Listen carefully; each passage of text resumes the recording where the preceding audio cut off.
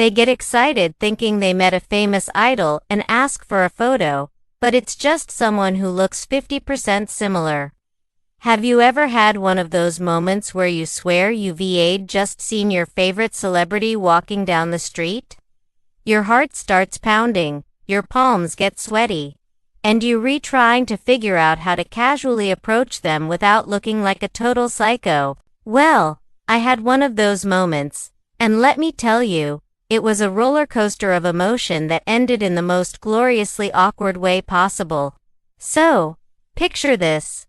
I'm in a coffee shop, just minding my own business, trying to decide between a latte and a cold brew. It's one of those classic hipster places. You know the type. Exposed brick, indie music playing a little too loudly, and everyone looks like they just stepped out of a fashion magazine. I'm scrolling through my phone, and then I look up.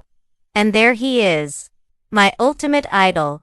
The one and only, the man whose posters covered my walls as a teenager.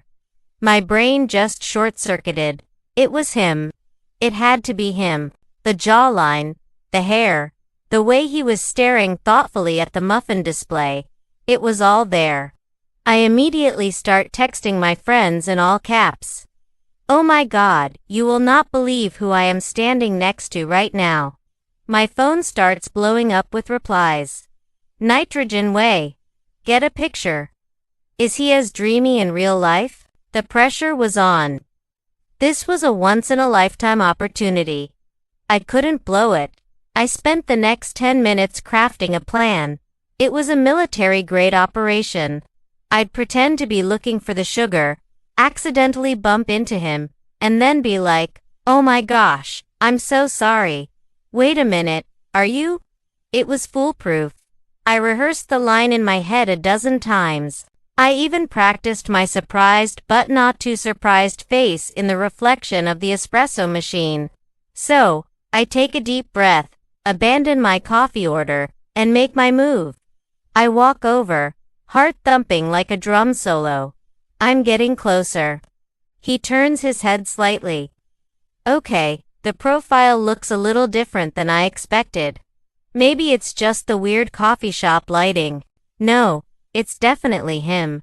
I'm committed now. There's no turning back.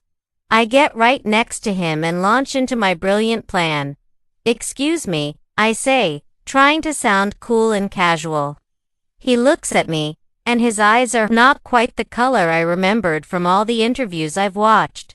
But again, lighting. I'm not backing down. "I am so sorry to bother you," I continue, my voice shaking a little, "but I am a huge fan of your work. Could I possibly get a photo with you?"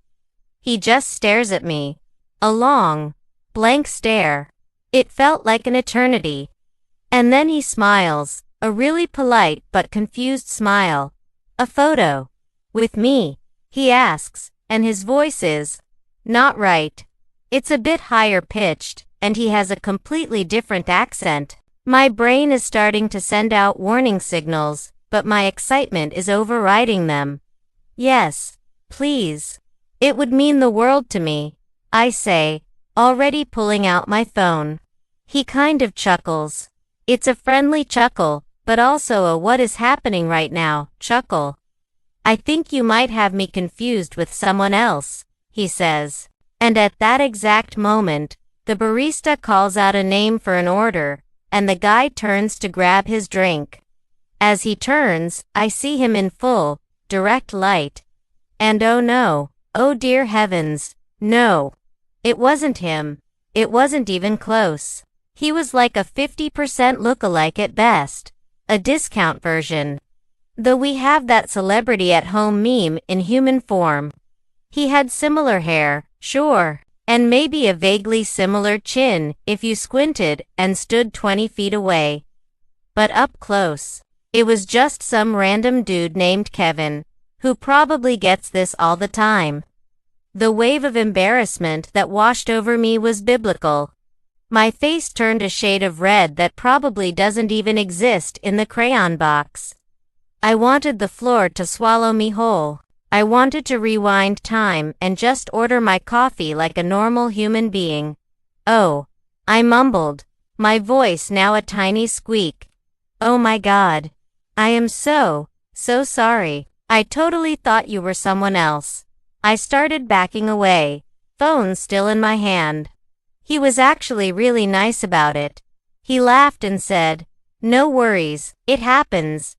Who did you think I was?" And that was the worst part. I couldn't even say the name.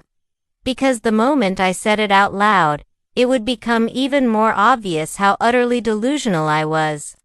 To say I thought you were this global superstar to Kevin from accounting would have been the final nail in my coffin of shame. So I just shook my head and stammered, "Oh, just an actor. It's silly. I'm so sorry to bother you." I practically ran out of the coffee shop without a drink, my friend's frantic texts still buzzing in my pocket.